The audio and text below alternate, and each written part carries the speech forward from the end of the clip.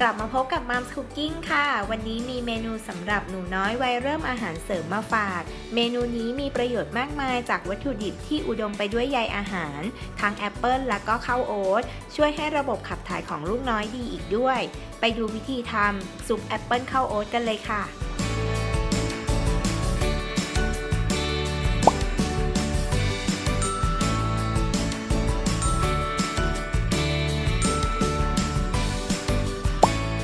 วิธีทำนะคะเริ่มจากต้มนมให้พอร้อนก่อนค่ะนมที่ใช้ควรเป็นนมที่ลูกทานประจำนะคะหรือว่าคุณแม่บ้านไหนจะใช้นมแม่ก็จะดีมากเลยล่ะค่ะพอนมเริ่มร้อนนะคะก็ใส่ข้าวโอ๊ตลงไปต้มค่ะต้มจนข้าวโอ๊ตนิ่มดีจากนั้นก็ใส่แอปเปิลตามลงไปค่ะแล้วก็ต้มต่อไปนะคะจนกว่าแอปเปิลจะนิ่ม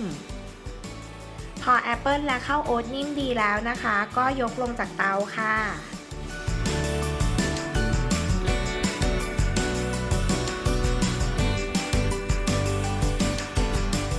อาจจะพักไว้ให้คลายร้อนสักหน่อยนะคะแล้วก็นำใส่เครื่องปั่นค่ะปั่นจนทุกอย่างละเอียดเป็นเนื้อซุปนะคะ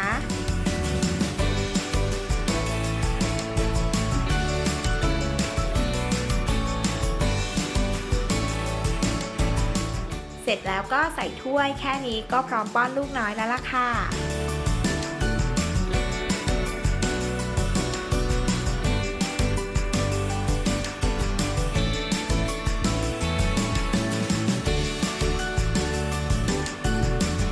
ติดตามเมนูอาหารเด็กทุกช่วงวัยได้ใน Mom's Cooking นะคะที่ Kids Kitchen Channel อย่าลืมกดติดตามและกดกระดิ่งกันด้วยนะคะ